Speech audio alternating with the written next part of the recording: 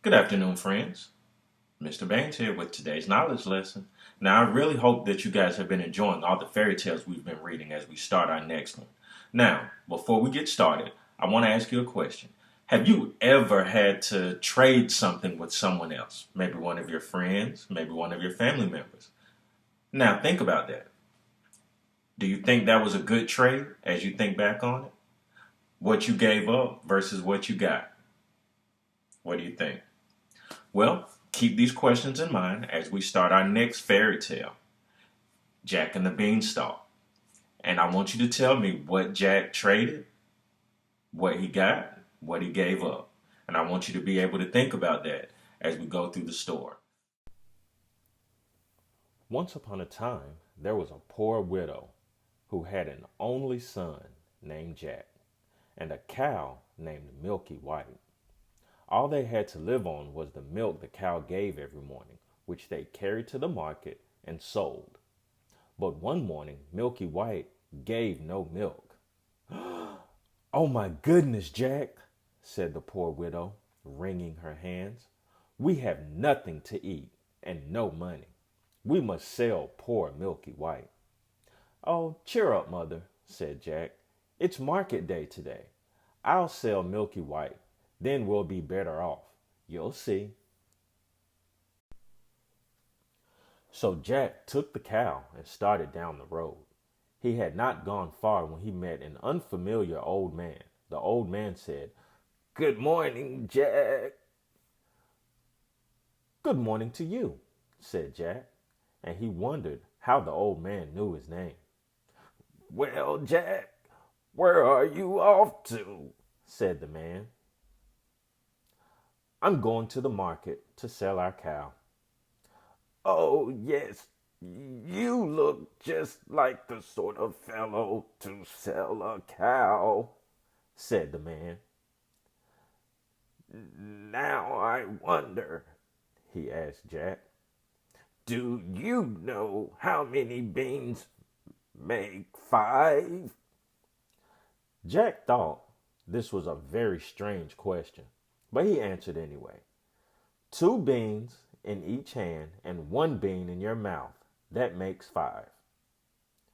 "Right you are," said the old man. And then pulling something out of his pocket, he said, "And here they are." He held out 5 very unusual beans.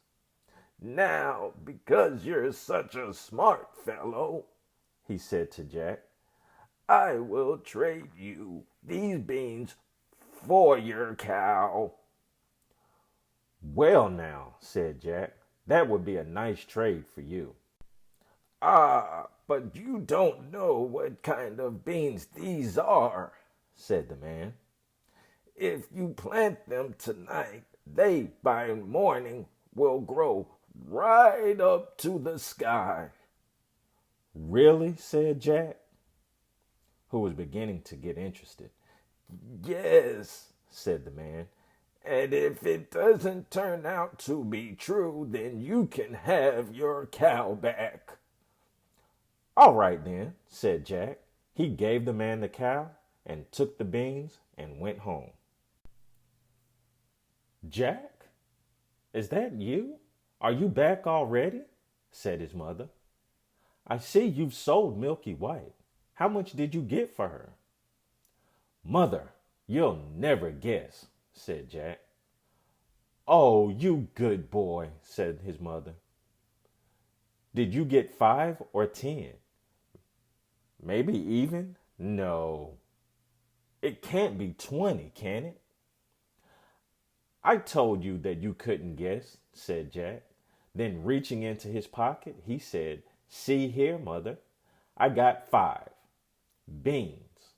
You plant them, and then overnight they—" "What?" cried his mother. "Are you kidding me? Beans? You gave away Milky White for beans? How could you be such a fool, Jack? Off to bed with you, and no supper.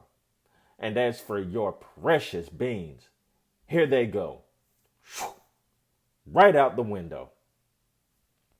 So Jack went to his little attic room without dinner, where he flopped down and finally fell asleep. When Jack woke up, the room looked funny. The sun was shining into part of it, but all the rest was dark and shady. He jumped up and went to the window. And what do you think he saw?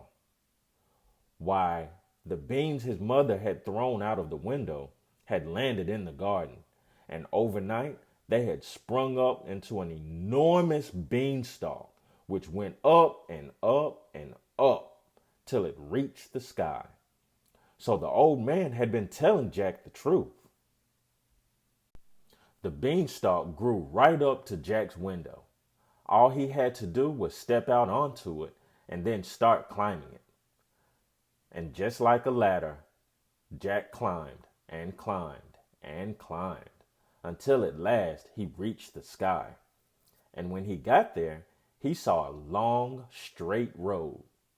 And he followed the road until he came to a great, big, tall house.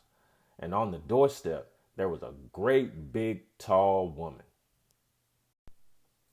"Good morning, ma'am," said Jack, quite politely. "Could you be so kind as to give me some breakfast?" "Oh, so you want breakfast," said the great, big, tall woman. "Well, you'll be breakfast if you don't get out of here. My husband is a fierce giant, and there is nothing he likes better than a nice cooked little boy on buttered toast. You'd better get going, for he will be coming soon." "Oh, please, ma'am," said Jack. "I haven't eaten since yesterday, really and truly." Well, the giant's wife wasn't so bad after all. She took Jack into the kitchen and gave him a chunk of bread and cheese and a jug of milk. But Jack hadn't half finished these when